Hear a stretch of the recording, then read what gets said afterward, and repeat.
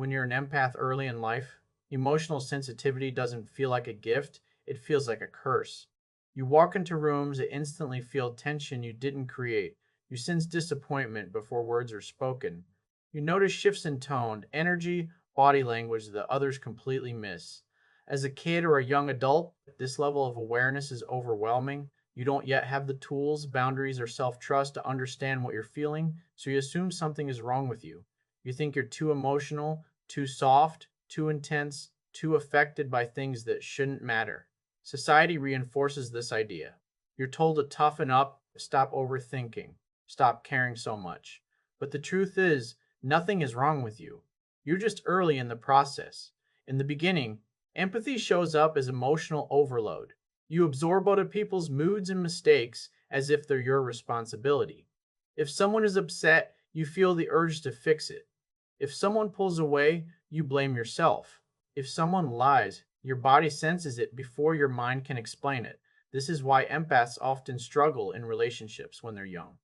They give more than they receive. They rationalize bad behavior because they can feel the other person's pain.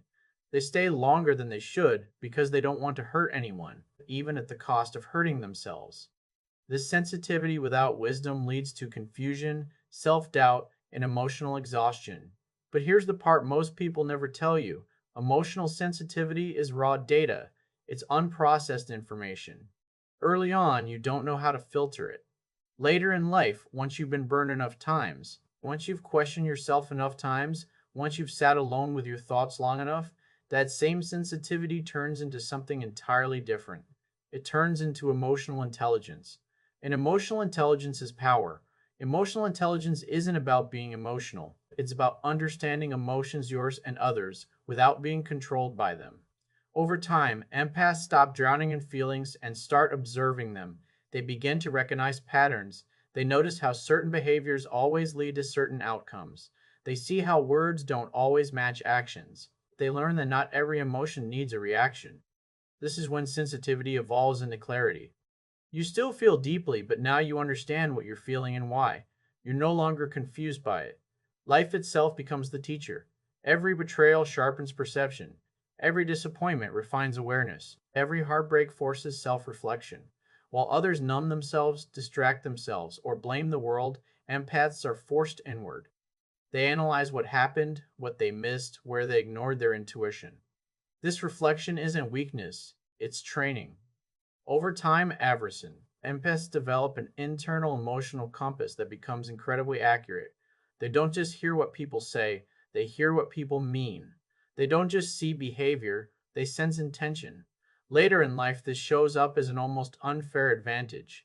Empaths can walk into a situation and instantly know who's genuine and who's pretending. They sense manipulation before it becomes obvious. They notice subtle power dynamics that others are blind to, and conversations that can read when someone is uncomfortable, dishonest, insecure, or trying to impress. This isn't magic, it's refined emotional intelligence built from years of paying attention when others didn't. What changes everything is boundaries. Early in life, empaths feel everything but protect nothing. Later in life, they feel just as deeply, but they choose what they engage with. Emotional intelligence teaches them that just because you understand someone doesn't mean you owe them access to your life. Just because you feel someone's pain doesn't mean you're responsible for fixing it. This distinction is critical. Once an empath learns this, their sensitivity stops being a liability and becomes a filter. At this stage, empaths stop reacting emotionally and start responding deliberately. They pause before speaking. They choose their words carefully. They don't overshare. They don't chase closure. They don't need to explain themselves to people who are listening. Their presence becomes calm, grounded, and composed. People feel this immediately. Conversations slow down around them. Drama loses its grip. Emotional chaos has no place to attach. This is why older empaths often come across as mysterious, wise, or deeply grounded. They're not louder, they're clearer. They don't dominate conversations. They control the emotional temperature of the room. Their confidence isn't aggressive, it's stable. And stability is rare. Most people are emotionally reactive, driven by insecurity, fear, or ego. When an empath reaches emotional maturity, they become the opposite of that. They become centered. In relationships, this shift is dramatic. Younger empaths chase connection. Older empaths evaluate it. They no longer confuse chemistry with compatibility. They no longer confuse intensity with intimacy. Emotional intelligence allows them to recognize red flags early instead of explaining them away. They listen to patterns, not promises. This makes them incredibly selective, which is why their relationships later in life tend to be fewer but far deeper and healthier.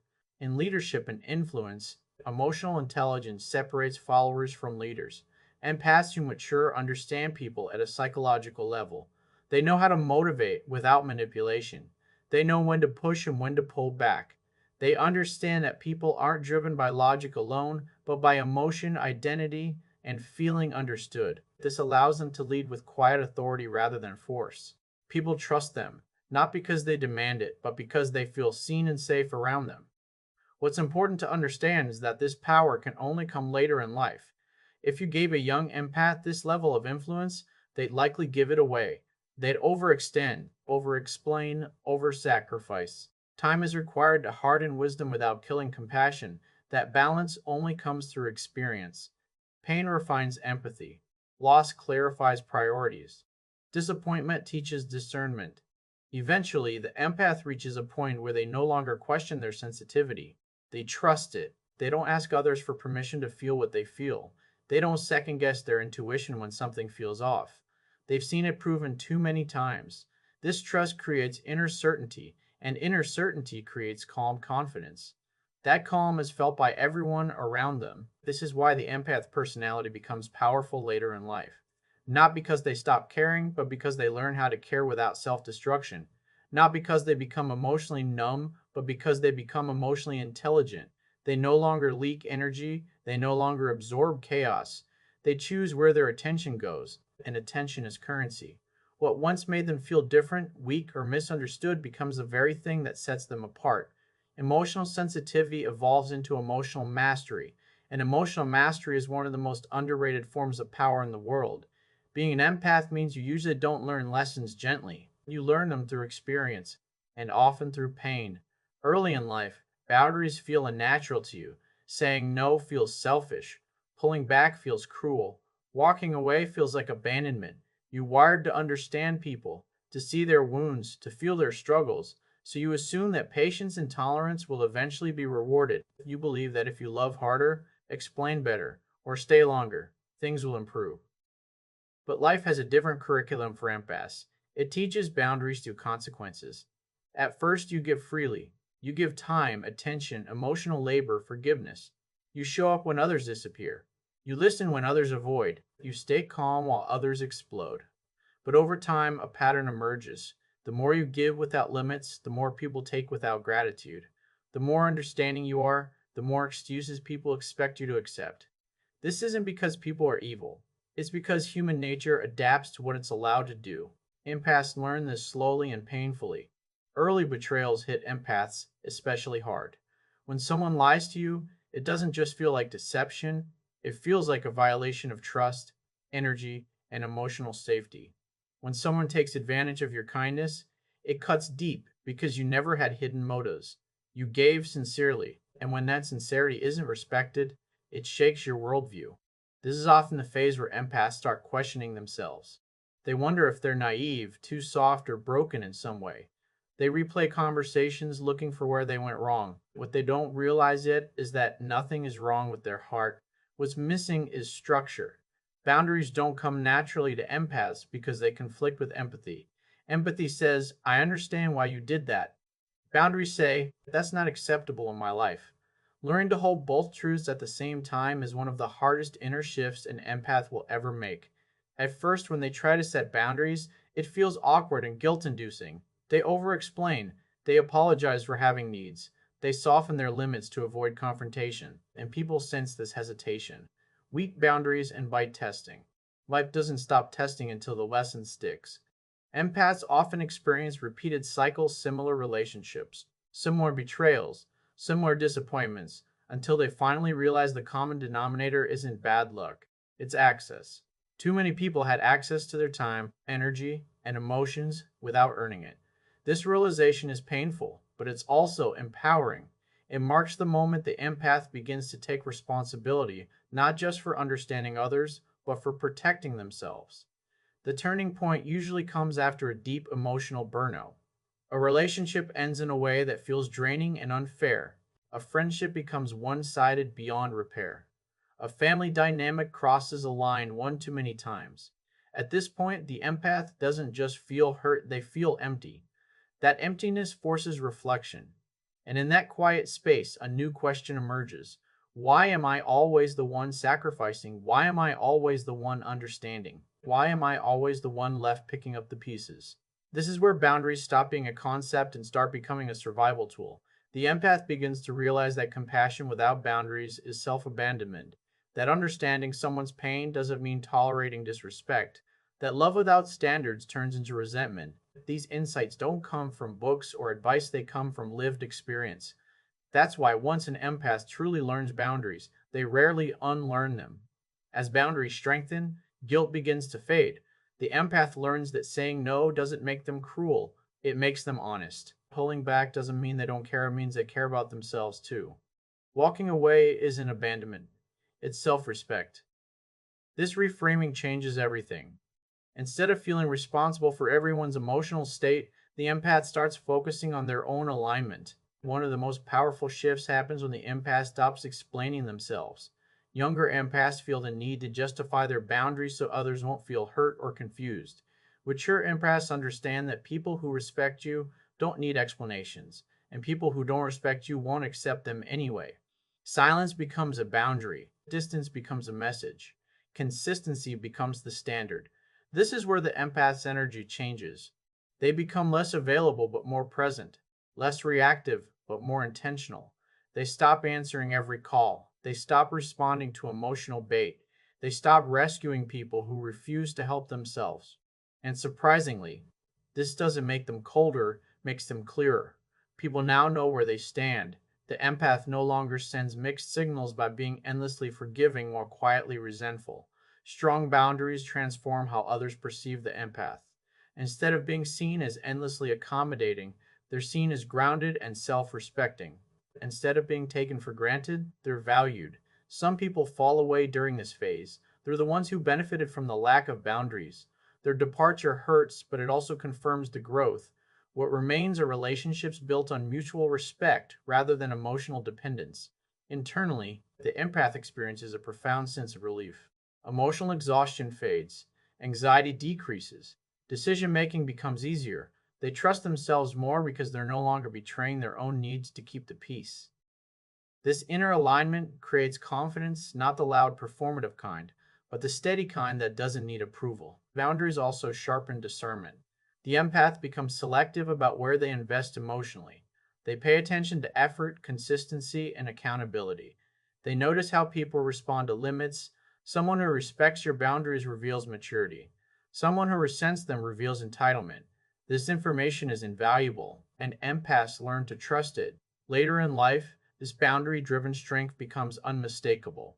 Empaths can be kind without being weak, understanding without being manipulable, compassionate without being consumed.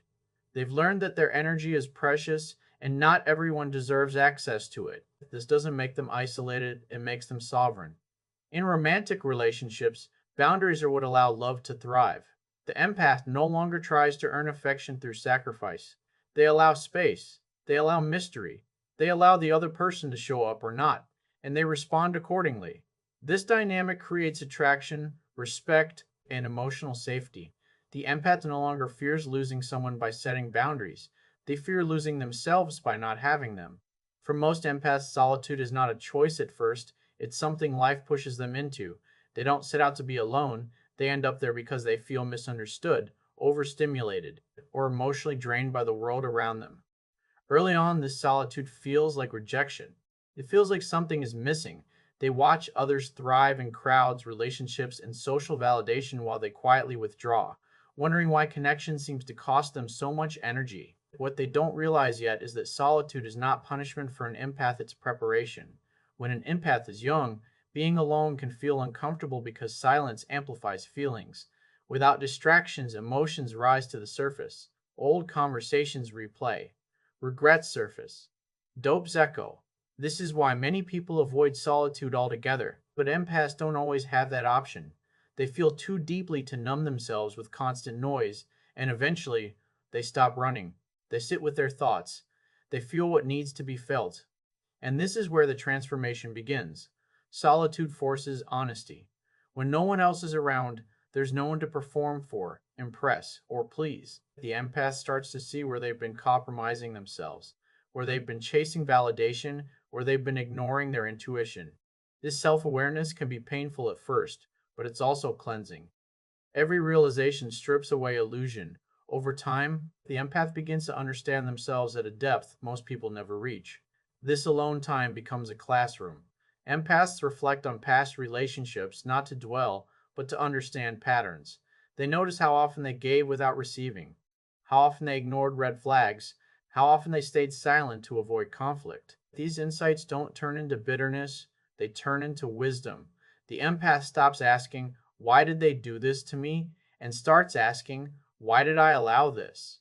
That shift changes everything. As solitude continues, the empath starts building an internal world that doesn't rely on external approval. They develop routines, principles, and values that anchor them. They learn how to regulate their emotions instead of being overwhelmed by them. They realize they don't need constant connection to feel whole.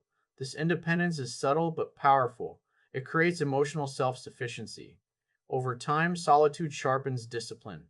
With fewer distractions, empaths naturally gravitate towards self improvement.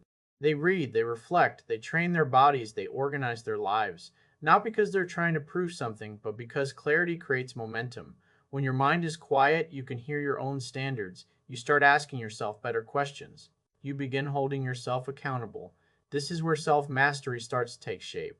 Self mastery isn't about controlling others, it's about controlling yourself. Empaths learn how to pause before reacting. They learn how to sit with discomfort instead of escaping it. They learn how to process emotions without letting emotions dictate behavior. This emotional regulation becomes one of their greatest strengths later in life. Solitude also detoxes the empath from emotional noise. When you're constantly around people, especially emotionally chaotic ones, you absorb their stress, fears, and insecurities. Time alone clears this residue. The empath's nervous system recalibrates. They start to feel calm for no external reason.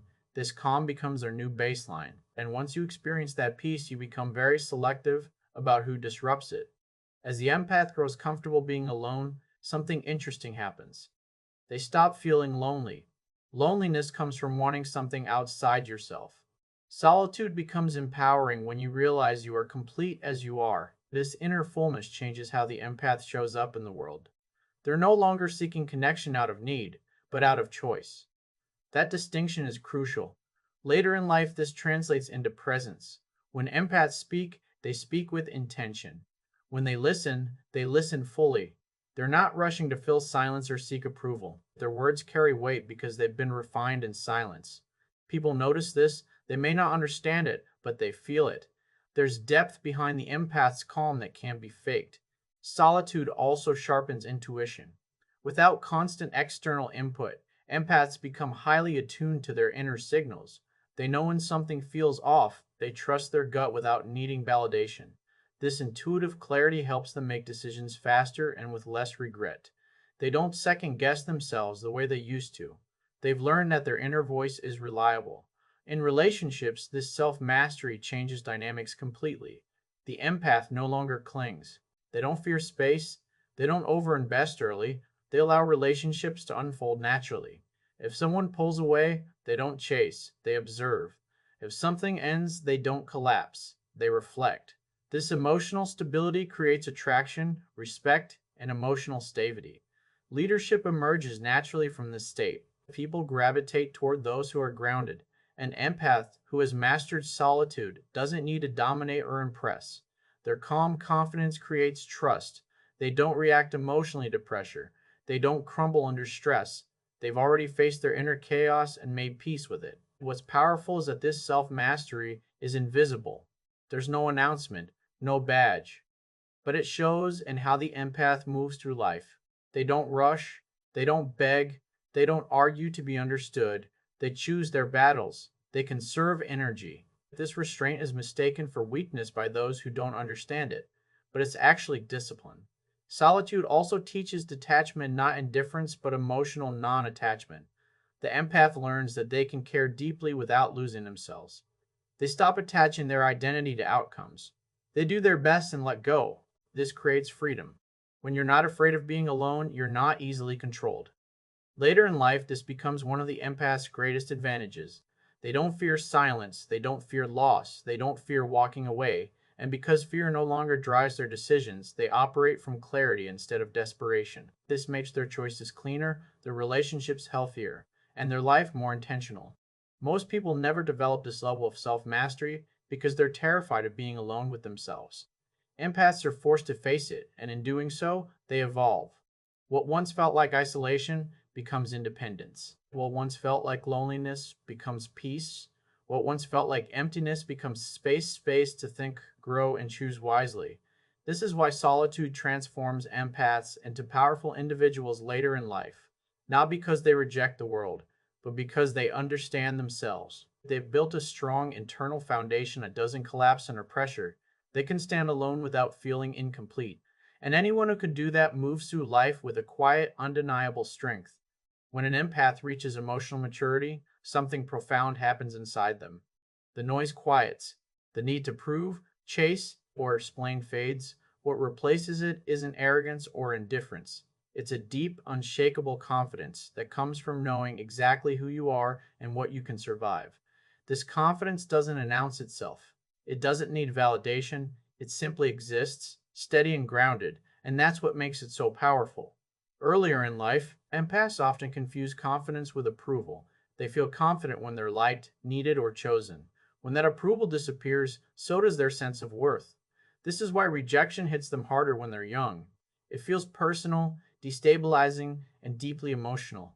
But over time, through loss, disappointment, and self reflection, empaths begin to separate their identity from external outcomes. They realize that being misunderstood doesn't mean being wrong, and being rejected doesn't mean being unworthy. This realization doesn't happen all at once. It builds slowly through experience. Each time the empath survives something they thought would break them, their inner foundation strengthens. Each time they walk away from something that disrespects them, they reclaim a piece of their self trust. Each time they choose silence over reaction, clarity over chaos, they reinforce their inner authority. Confidence becomes less about how others see them and more about how aligned they feel with themselves. Emotional depth plays a crucial role here. Empaths don't skim the surface of life, they dive deep. They feel pain fully. They process loss thoroughly. They sit with discomfort until it teaches them something. While others distract themselves or suppress emotion, empaths extract meaning from it. This meaning becomes wisdom, and wisdom becomes confidence. When you faced your darkest thoughts and survived them, very little can intimidate you. Later in life, this creates a calm presence that's impossible to fake. The empath doesn't rush to fill silence. They don't overreact to provocation. They don't seek constant reassurance. Their nervous system is regulated. Their emotions are integrated, not suppressed. This makes them emotionally resilient. Stress doesn't derail them the way it once did. Conflict doesn't trigger panic. Uncertainty doesn't create desperation. This quiet confidence is especially powerful because it disarms people.